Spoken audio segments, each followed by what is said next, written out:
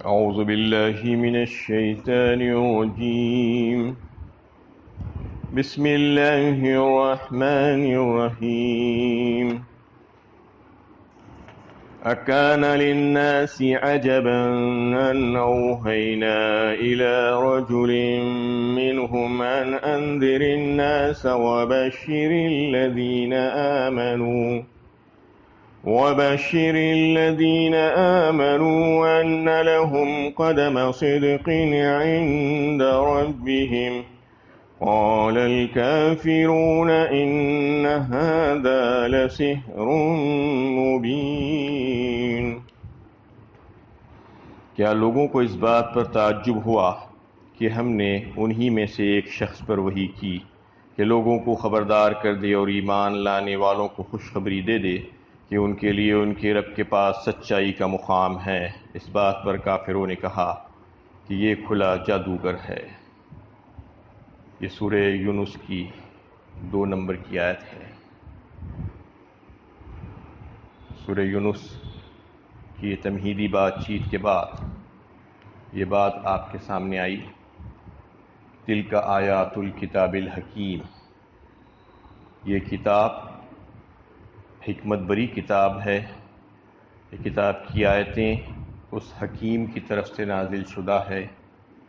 یہ کسی اور کے پاس سے آئی ہوئی کتاب نہیں ہے. یہ کوئی انسانی کلام نہیں ہے. سب سے پہلے اس بات کو پیش کیا گیا ایک چیلنج کے طور پر،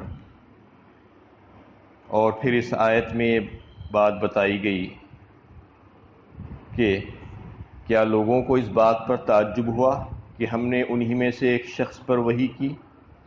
مطلب یہ ہے کہ انسانوں کی رہبری اور رہنمائی کے لیے ہم نے انسان کو مقرر کیا، اس کو پیغمبر بنا کر بھیجا. تو لوگوں کو اس بات پر تعجب ہوا. آخر اس تعجب کی وجہ کیا ہے؟ کیا انسانوں کی ہدایت اور رہنمائی کے لیے انسان نہیں بلکہ حیوان ہونا چاہیے تھا، یا کوئی جن ہونا چاہیے تھا، یا کوئی فرشتہ ہونا چاہیے تھا؟ اس انداز میں اللہ تعالیٰ پوچھ رہے ہیں کہ آخر تعجب کی بات کیا ہے، جبکہ انسان کی رہبری اور رہنمائی کے لیے ایک انسان ہی ہونا ضروری تھا. اسی سے ملتی ہوئی مخلوق، ویسی ہی مخلوق ہونا ضروری تھا. لوگ یہ سمجھ بیٹھے کہ پیغمبر جو ہے کوئی انسان پیغمبر نہیں ہو سکتا، پیغمبر تو فرشتہ ہونا چاہیے. یہ خیال تھا لوگوں کا. اس خیال کی اور اس احمقانہ جو ان کی عقیدہ تھا اس کی تردید کرتے ہوئے اس آیت میں ان کا جواب دیا گیا ہے. اور اس کو اور مزید وضاحت سورہ بنی اسرائیل میں اللہ تعالیٰ نے کی اس کی. قُل لَوْ كَانَ فِي الْأَرْضِ مَلَائِكَةٌ يَمْشُونَ مُطْمَئِنِّينَ لَنَزَّلْنَا مِنَ السَّمَاءِ مَلَكًا رَسُولًا. فرمایا سورہ بنی اسرائیل 15ویں پارے میں. کہہ دیجئے ان سے کہ اگر بالفرض محال اس زمین پر فرشتے ہوتے اور وہ بڑے اطمینان کے ساتھ وہاں پر رہتے بستے چلتے پھرتے، مطمئنین لنزلنا من السماء ملکا رسولا، تو یقیناً ہم فرشتے ہی کو رسول بنا کر بھیجتے. لیکن ایسا نہیں ہے. اس زمین پر فرشتے نہیں ہیں بلکہ اس زمین پر انسانوں کو بھیجا گیا ہے رہنے بسنے کے لیے. تو جب انسانوں کو بھیجا گیا تو انسانوں کی ہدایت اور رہنمائی کے لیے انسان ہی ہونا ضروری تھا. اگر ہم انسانوں کی رہبری اور رہنمائی کے لیے انسان کو نہیں بھیجتے، اگر کوئی دوسری مخلوق کو بھیج دیتے، جیسا کہ وہ لوگ یہ سمجھتے ہیں کہ فرشتوں کو بھیجا جانا چاہیے تھا، تو اس کے تعلق سے یہ فرمایا جا رہا ہے کہ ایک فرشتے کی تقلید اور ایک فرشتے کی اتباع ایک انسان نہیں کر سکتا. وہ اس وقت یہی کہتا کہ ہم فرشتے کی اتباع کیسے کر سکتے ہیں؟ اس کو تو نہ بھوک ہے، نہ پیاس ہے، نہ اور کوئی خواہش ہے، اس کی نہ تکان ہے، نہ نیند ہے. تو پھر اس کے برابری اور اس کو ہم نمونے کے طور پر کیسے تسلیم کر سکتے ہیں؟ یہ انسان کہتا. اور یہ بالکل واجبی بات تھی. لَقَدْ كَانَ لَكُمْ فِي رَسُولِ اللَّهِ أُسْوَةٌ حَسَنَةٌ فرمایا اللہ تعالیٰ نے سورہ احزاب میں. تمہارے لیے رسول اللہ صلی اللہ علیہ وسلم میں ایک بہترین نمونہ ہے. ان کی ہر ادا، ان کا ہر کام، ان کا ہر عمل تمہارے لیے نمونہ ہے. یہ اس وجہ سے کہ وہ تم ہی جیسے انسان ہیں، انسانوں میں سے بنایا گیا ہے، اس لیے نمونہ بن سکتے ہیں. اگر انسانوں میں سے نہیں ہوتے تو پھر نمونہ بن ہی نہیں سکتے تھے، تم لوگ اس کو قبول کر ہی نہیں سکتے۔ یہ احمقانہ مطالبہ جو تم جو کر رہے ہو کہ ایک فرشتہ تمہارے لیے رسول اور پیغمبر بنا کر بھیجا جانا تھا، یہ ممکن نہیں تھا اور تم اس کو قبول نہیں کر سکتے تھے۔ تمہارے لیے رہنمائی تمہارے غم اور تمہاری تکالیف کو ایک انسان ہی سمجھ سکتا ہے۔ تمہارے پاس جو مسئلے ہیں وہ مسئلوں کو ایک انسان ہی جان سکتا ہے۔ ایک انسان ہی عبادت کر کے تم کو بتا سکتا ہے کہ تم کو عبادت کیسی کرنی چاہیے۔ ایک اگر انسان کے علاوہ کوئی دوسری مخلوق ہوتی تو تم اس کو برداشت ہی نہیں کر سکتے تھے اور تم یہ کہہ دیتے تھے کہ ہم اس کی اتباع نہیں کر سکتے۔ اس وقت تو یہ کہتے تھے کہ ایک انسان کو پیغمبر کیسے بنا دیا گیا، ایک فرشتے کو پیغمبر بنایا جانا چاہتا۔ اب یہ کہتے ہیں کہ پیغمبر انسان نہیں ہو سکتے، ہمیشہ سے یہی چلتا آیا ہے۔ 1430 سال پہلے وہ کہتے تھے یہ تو انسان ہے ہم جیسا، اور یہ انسان کو پیغمبر کیسے بنا دیا گیا، ایک نورانی مخلوق ہونا چاہیے تھا، فرشتہ ہونا چاہیے تھا۔ اور آج یہ کہتے ہیں کہ پیغمبر حضرت محمد صلی اللہ علیہ وسلم کو جو بھیجا گیا ہے وہ بشر نہیں ہیں، یہ کہتے ہیں آج وہ تو ایک نورانی مخلوق ہے، جبکہ اللہ تعالیٰ کہہ رہے ہیں کہ وہ بشر ہیں۔ یہ اس بات کا، اس آیت کا انکار کر رہے ہیں لوگ۔ اللہ تعالیٰ کا فرمان ہے کہ وہ بشر ہیں، وہ انسان ہیں۔ قل انما انا بشر مثلکم یوحا الی انما الہکم الہ واحد۔ سورہ کہف 16ویں پارے میں اللہ تعالیٰ نے کہلوایا، دیگر اور مقامات پر بھی جو ہے آپ صلی اللہ علیہ وسلم کی زبانی کہلوایا، قل کہہ کر کہہ دیجیے آپ کہ اس کے سوا کچھ نہیں کہ میں ایک انسان ہوں تم جیسا۔ قل انما انا بشر مثلکم یوحا الی انما الہکم الہ۔ مجھ پر وحی کی جاتی ہے، تم پر وحی نہیں کی جاتی، بس یہی فریقہ ہے۔ اتنا بڑا فرق تم کو سمجھ میں نہیں آ رہا ہے کہ میرا امتیاز یہ ہے کہ میرے اوپر وحی بھیجی جاتی ہے، تمہارے اوپر وحی نہیں بھیجی جاتی۔ یہ کمال ہے میرا، دونوں برابر ہیں، انسان ہی ہیں، بحیثیت انسان دونوں انسان ہیں، لیکن آپ صلی اللہ علیہ وسلم کا مقام و مرتبہ اس قدر بڑا ہوا ہے کہ آپ کے اوپر وحی کی جاتی ہے۔ آپ کو اللہ تعالیٰ نے چنا ہے، منتخب کیا ہے، آپ اللہ تعالیٰ کے منتخبہ ہیں۔ تو اس کے ذریعے سے یہ بتایا گیا ہے کہ آپ صلی اللہ علیہ وسلم ایک انسان ہیں، آپ کے ساتھ بشریت کے تقاضے لگے ہوئے تھے، آپ بھی کھاتے پیتے تھے، آپ بھی شادی کیے تھے، آپ کے بھی بچے ہوئے، یہ ساری چیزیں آپ کے ساتھ لگی ہوئی تھی، آپ کو بھی بیماری ہوئی، تکلیف ہوئی، دکھ اور نقصان پہنچایا گیا آپ کو۔ یہ ساری چیزیں بتانے اس کا مطلب یہ ہے کہ ایک انسان ہی تمہاری رہبری اور رہنمائی کر سکتا ہے، اور کوئی دوسری مخلوق اگر ہوتی تو یہ بات نہیں ہو سکتی تھی۔ تو اس میں اس بات کو واضح کر دیا گیا کہ یہ انسان کو جب ہم نے پیغمبر بنا کر بھیجا تو تم کو اس پر بڑا تعجب ہوا، جبکہ تعجب کرنے کی کوئی بات تھی ہی نہیں ہے۔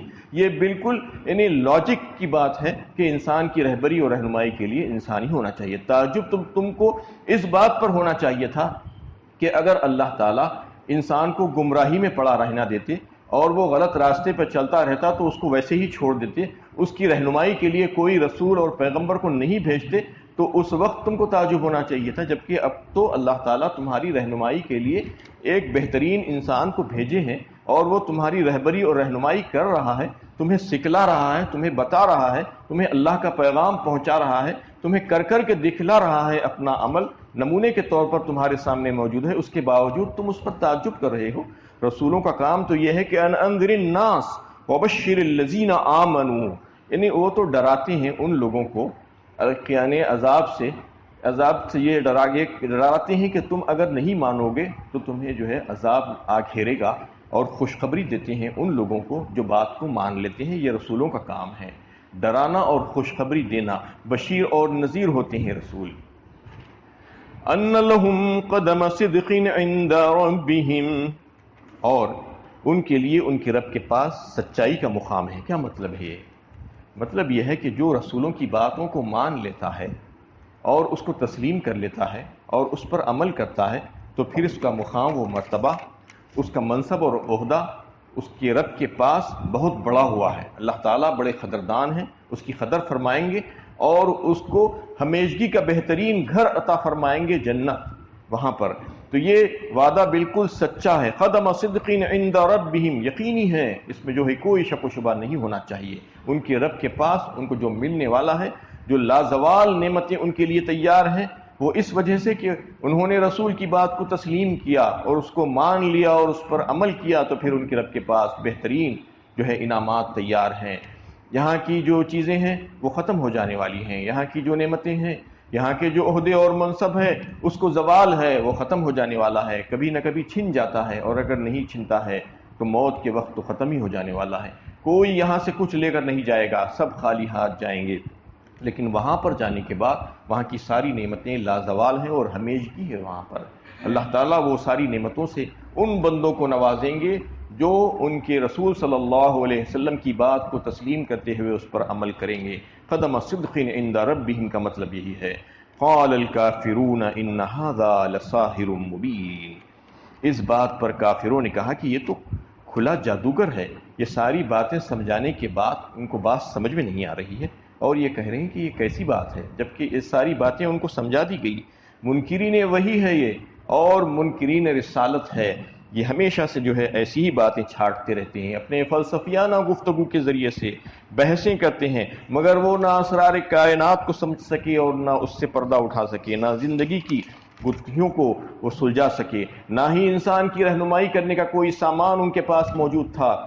یہی وجہ ہے کہ ہر نظریہ اور دوسرے نظریے کی تردید کرتا ہے۔ دیکھیے آپ کہ کتنے نظریے پیش کیے جا چکے ہیں ابھی تک، کتنے سسٹمز، کتنے نظام انسانوں نے پیش کیا، سب کے سب ڈھا گئے، سب ختم ہو گئے۔ تھیوریز لکھے جاتے ہیں زبردست طریقے سے، ایک تھیوری لکھی جاتی ہے، دوسری تھیوری آ کر اس کو ختم کر دیتی ہے کہ وہ غلط تھا کہہ دیا جاتا ہے۔ لیکن قرآن کے معاملے میں دیکھیے، کوئی یہ نہیں کہہ سکتا کہ یہ غلط ہے۔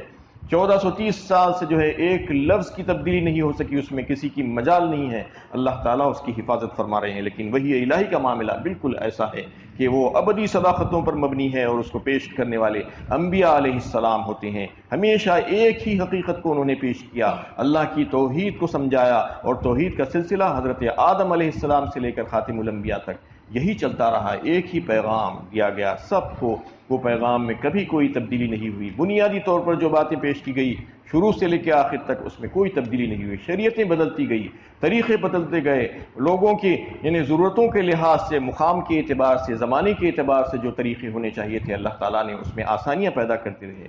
لیکن جو بنیادی تعلیم تھی، ایک توحید کی بات تھی، وہ توحید کی بات شروع سے ایک ہی رہی، قرآن اس کو پیش کرنے والا ہے، اور یہی آپ صلی اللہ علیہ وسلم اس سلسلے کی بالکل آخری کڑی ہے۔ منکرین جب دیکھتے ہیں کہ قرآن کی بلاغت کے سامنے عربی کے ممتاز ادیبوں نے بھی مات کھا لی ہے، اور وہ دلوں کو مسخر کرتا چلا جا رہا ہے، تو اس کی کوئی توجیہ ان سے نہیں بن پڑی، اور اس لیے شوشہ چھوڑتے رہے کہ یہ الفاظ جادوگری کے ہے، یہ شخص شوبیدہ باز ہے، جادوگر ہے، ساحر ہے، شاعر ہے، کاہن ہے، نہ جانے کیا کیا کہتے رہے، لیکن سب کے سب جھوٹ کہتے رہے، کوئی بھی بات اس میں سچی نہیں تھی۔ تو اس میں اللہ تعالیٰ فرما رہے ہیں کہ یہ لوگ کو بات نہیں بن پڑ رہی ہے، تو کہہ رہے ہیں کہ یہ سحر ہے، اس کا پیش کرنے والا ساحر ہے، جبکہ یہ بات غلط ہے، اس کی تردید کرتا ہے قرآن۔ ان ربکم اللہ الذی خلق السماوات والارض فی ستة ایام ثم استوى على العرش يدبر الامر ما من شفیع الا من بعد اذنه ذلكم اللہ ربکم فاعبدوه افلا تذکرون۔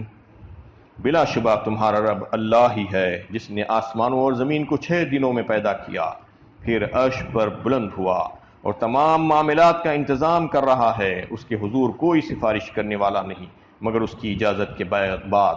یہی اللہ تمہارا رب ہے، لہذا اسی کی عبادت کرو، پھر کیا تم نصیحت قبول نہ کرو گے؟ سب سے پہلے اس آیت میں یہ بتایا گیا کہ اس میں کوئی شک و شبہ نہیں ہے کہ تمہارا رب اللہ ہی ہے، تمہارا مالک اور خالق، اور ان تمام چیزوں کا جو تم کو نظر آ رہی ہے، کائنات میں بڑی بڑی مصنوعات جو پھیلی ہوئی ہے، زمین جس پر تم چلتے پھرتے ہو، جس پر تم اپنے مکانات بناتے ہو، جس میں تم سکون کے ساتھ رہتے ہو، اور وہ آسمان جو تمہارے لیے چھت کے طور پر بنایا گیا ہے، بے شمار فائدے ہیں اس میں، وہ تمام چیزیں اس کا خالق کون ہے؟ سوائے اللہ کے اور کوئی ہو ہی نہیں سکتا۔ یہ اللہ رب العالمین اس کا خالق ہے، اسی کی مصنوعات ہے، اس کے لیے کوئی مشکل نہیں ہے وہ ساری چیزوں کا پیدا کرنا، اسی نے اس کو پیدا فرمایا ہے۔ اور کتنے دن میں؟ فی 6 ایام، صرف 6 دنوں میں پیدا فرما دیا اتنی بڑی کائنات کو۔ اور کس طریقے سے پیدا کیا؟ کوئی نمونہ نہیں تھا اس کے پاس اس سے پہلے، اس کو پیدا کرنے سے پہلے، جبکہ آج انسانوں کے پاس پہلے سے کچھ سیمپل ہوتا ہے، نمونہ ہوتا ہے، اس کے ذریعے سے دوسری چیز بناتے ہیں، کچھ مٹیریل ہوتا ہے، مادہ ہوتا ہے، وہ مادے کو لے کر بناتے ہیں۔ بغیر مادے کے کون کیا بنا سکتا ہے آج بتائیے؟ آج دنیا میں جتنی چیزوں کی لوگ دعویٰ کرتے ہیں کہ ہم نے تخلیق کیا ہے، تو بغیر مادے کے بنا کے بتائیے، بغیر میٹل کے بنا کے بتائیے، ایئر کرافٹ ہو یا اور کوئی دوسری چیز ہو، بغیر لکڑی کے بنا کے بتائیے، یہ ساری چیزوں کا پیدا کرنے والی کون سی ذات ہے سوائے اللہ کی اور کوئی نہیں؟ اللہ تعالیٰ ہی نے سب چیزوں کو پیدا کیا ہے۔ کوئی مادے کی ان کو ضرورت نہیں تھی اس دنیا کی تخلیق، زمین و آسمان کی تخلیق کے لیے، کوئی مددگار کی ضرورت نہیں تھی۔ آج کتنے لوگوں کی ضرورت پڑتی ہے کام کرنے کے لیے، ہزاروں لوگ کام کرتے ہیں کسی کام کی تکمیل کے لیے، اللہ تعالیٰ نے کسی کی مدد نہیں لی، کوئی مادہ ان کے پاس نہیں تھا، کوئی نمونہ ان کے پاس نہیں تھا۔ بدیع السماوات والارض فرمایا، سب سے پہلے بغیر نمونے کے زمین و آسمان کو پیدا کرنے والی ذات کون ہے؟ اللہ ہی نے پیدا فرمایا۔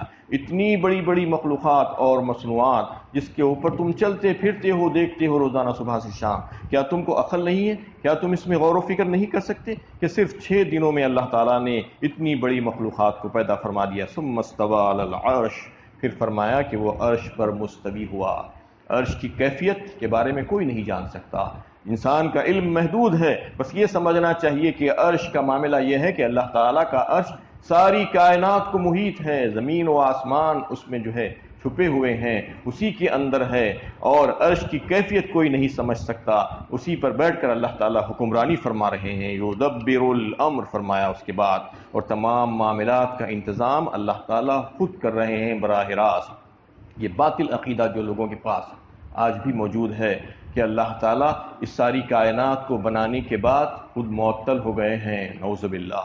جیسا کہ دیگر مذاہب کے لوگوں کا یہ خیال ہے کہ اس کائنات کو کسی نے بنایا، اس کے بعد اس کو ایسا ہی چھوڑ دیا، یعنی وہ جیسے چاہے چلتے رہے۔ ایسا بالکل غلط ہے، اس خیال کی تردید کی جا رہی ہے اس میں کہ ایسا نہیں ہو سکتا۔ اس کائنات کو اللہ تعالیٰ نے بنایا ہے اور اس پر اسی کی حکمرانی ہے، سارے اختیارات اسی کے پاس ہیں، وہی اس کو چلا رہا ہے تو چل رہی ہے، وہی اس کو قائم کیا ہوا ہے تو وہ قائم ہوئی ہے۔ اس نے اپنے کسی چیز کو کسی کے ہاتھ میں نہیں دیا ہے، کسی کے پاس کوئی اختیارات نہیں ہے، وہی اپنے آپ نہیں چل رہی ہے۔ دنیا کی چھوٹی سے چھوٹی چیز اپنے آپ نہیں چل سکتی، ایک گاڑی بنانے کے بعد بھی اس کو چلانا پڑتا ہے، اگر انسان نہیں چلا رہا تو کم از کم ریموٹ سے تو چلانا ہی پڑتا ہے۔ تو ساری کائنات کو اللہ تعالیٰ ریموٹ سے چلا رہے ہیں، نظر نہیں آ رہا ہے کسی کو بھی کہ کیسے کیسے ریموٹ ہیں اللہ تعالیٰ کے پاس۔ یہ کائنات کو چلانے والی ذات براہ راست اللہ تعالیٰ ہی کی ہے۔